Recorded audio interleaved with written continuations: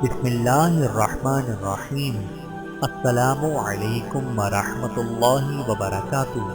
حضرت عبداللہ رضی اللہ تعالی عنہ بن عبد الحم کا قبول اسلام۔ باپ کا سایہ بچپن ہی میں سر سے اٹھ گیا۔ چچا نے بڑے لطف و محبت سے پرورش کی۔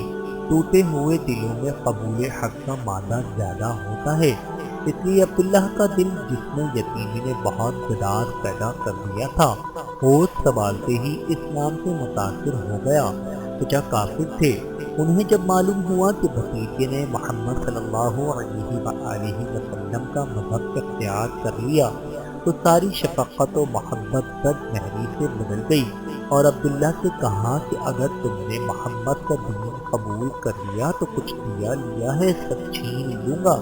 مگر جس دل میں ایمان کی دولت بھر چکی تھی، وہ دنیاوی ساز و سامان کو کیا دھیان میں لا سکتا تھا۔ عبداللہ نے کہا اگر ایسا ہے تو میں مسلمان ہوں۔ یہ بے باکنا ناجواب سن کر چچا نے جو کچھ دیا تھا سب واپس لے لیا، حتیٰ کہ بدن کے کپڑے تک اتروا لیے۔ عبداللہ اسی حالت میں ماں کے پاس پہنچے۔ ماں کی ممتا سے اس حالت میں نہ دیکھا گیا۔ ایک چادر تھی، اس کے 2 ٹکڑے کر کے عبداللہ کے حوالے کی۔ انہوں نے ایک کا تہبند بنایا اور ایک کی چادر۔ آئزہ اقربا سے ناتا ٹوٹ چکا تھا۔ نماز فجر کے وقت مسجد نبوی پہنچے اور حضور صلی اللہ علیہ وآلہ وسلم کے ساتھ نماز پڑھی۔ نماز کے بعد حسن معمول رسول اللہ صلی اللہ علیہ وآلہ وسلم سب سے مصافحہ کرنے اور آنے والوں پر نظریں دوڑنے لگے۔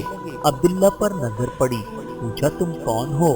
عطفی عبد العزیٰ، فرمایا تم عبداللہ زبرجبان دین 2 چادروں والے ہو، تم میرے دروازے پر رہا کرو۔ آستانہ نبوی کی دربانی سے بڑھ کر کیا شرف ہو سکتا ہے؟ چنانچہ عبداللہ باب نبوی پر رہنے لگے اور جب تک زندہ رہے اس گھر کی دربانی نہ چھوڑی۔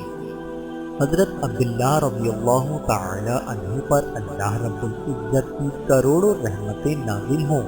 آمین ثم آمین۔